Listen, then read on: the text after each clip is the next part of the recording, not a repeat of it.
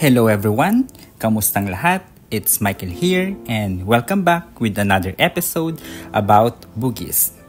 If you are happen to be new to my channel at hindi pa nakasubscribe, kindly click the subscribe button para maging updated ka sa latest at sa mga susunod na videos ko about boogies and other plants. Remember guys, one of my videos in the past showing yung mga small and cute grafted bougainvillea varieties ko, which pwede nyo pa rin panoorin until now. And yung mga varieties na yon ay sina Bambang Beauty. Ito yung itsura nitong si Bambang Beauty ay bet na bet ko kasi napaka-cute ng leaves na maliliit na variegated at the same time. And ito namang dalawa ay sina Mini Pink Abby and Golden Variegated na lighter yung leaves than the usual na green leaf bougainvillea. Kaya for today's video, iset aside muna natin sila at ipapakita ko sa inyo yung gusto kong mangyari, kaya stay tuned and watch until the end para naman mas happy, diba? What I love about grafted plants is that pwede silang maging topiary na pang display talaga. Yung mahaba yung pinaka main trunk o puno tapos dudugtungan mo ng something beautiful na pwede mong itrim as to the shapes na desire mo tapos mag-bloom pa.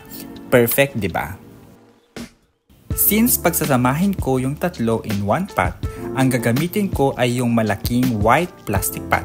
Kaya tara, samahan nyo akong maglipat.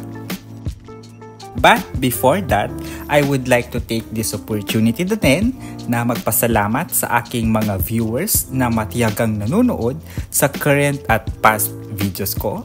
Maraming salamat po at lalong-lalo na sa mga subscribers ko na patuloy na sumusuporta sa aking channel.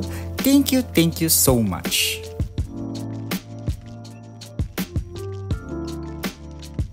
While preparing and putting them in one pot, I will also be talking na din the advantages kung bakit maganda din na pagsamahin sila sa iisang paso.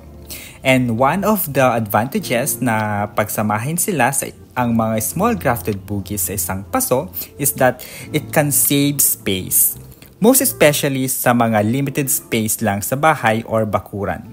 Minsan kasi sa dami na ng halaman mo, kulang na lang pati yung small walkway ay nagiging plant area na din, which is happening sa aking bakuran. I am not complaining but stating the fact lang. Diba mga plantito at plantita, gagawa tayo ng paraan para may mapaglagyan lang sila na safe and suitable sa kanila. Another advantage is that it can save time. Why? Siyempre, minsan ka na lang magdidilig unlike dati na tatlo yung dinidiligan mo, now pinagsama mo sila, isa-isang plant na lang. This is very true if ang dami mong halaman na didiligan. Mas magiging efficient ka kasi mas madami ka pang magagawa sa time na masisave mo. And the last advantage is that it can give you a better view. It adds up more looks sa garden mo kasi pwede mo siyang pang-display dahil now na mas lush na sila in one pot. Hindi na siya mukhang sad nung nasa isa-isa silang pot. Mas nagkaroon ng buhay kumbaga.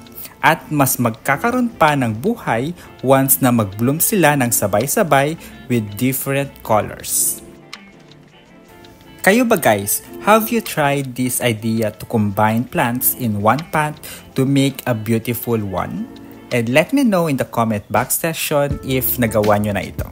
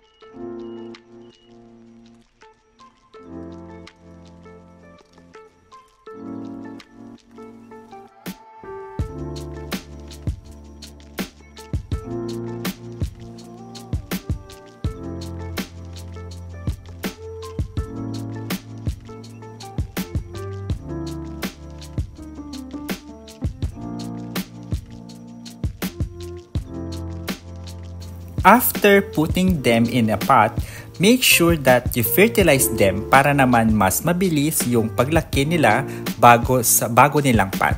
And yung gamit kong fertilizer is yung urea. I have a video kung ano-ano yung mga fertilizers na gamit ko, papa-organic at synthetic fertilizers man yan.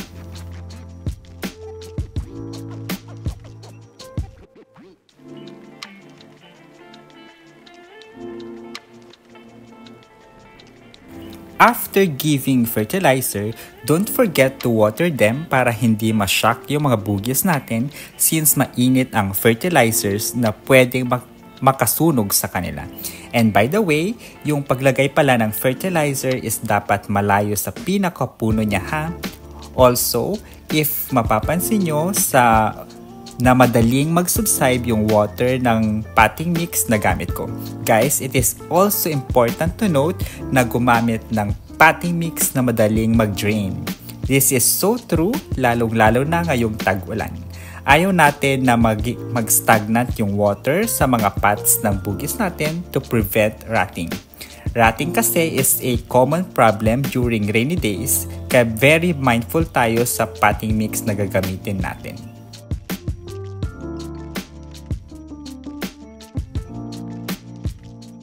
So there you have it guys. Thank you so much for watching at makakaasa kayo na pagbubutihan ko pang gumawa ng mga relevant videos for bugis. Kaya don't forget to subscribe, stay safe and healthy, and we'll see you in my next videos. Bye-bye!